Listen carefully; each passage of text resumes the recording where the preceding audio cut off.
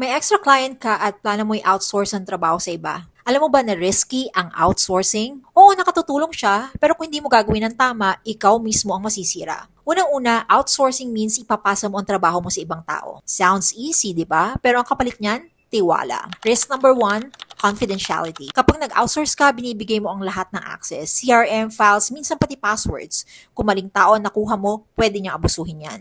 Risk number two, communication.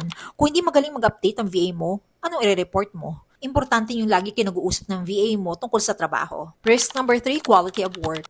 Kung kumuha ka ng VA na tamad, hindi marunong o hindi willing matuto, ikaw ang magbabayad sa lahat ng pagkakamali niya. Wala ring silbi kung mag-outsource ka nga pero ikaw pa rin ang gagawa at mag-aayos sa dulo. Risk number 4, client trust. Lalo na kung hindi alam ni client na nag-outsource ka. Kapag nalaman nila at hindi mo napakita na kontrolado mo lahat, pwedeng mawala ang tiwala nila sa'yo. Risk number 5, paano kung under ka ng agency? Mas mahigpit. May monitoring, may compliance, at mas maraming taong involved. Mas mataas ang risk kapag hindi ka transparent. Kaya outsourcing is never just about gusto kong gumaan yung trabaho or makapagbigay ng trabaho. It's about trust, communication, and accountability.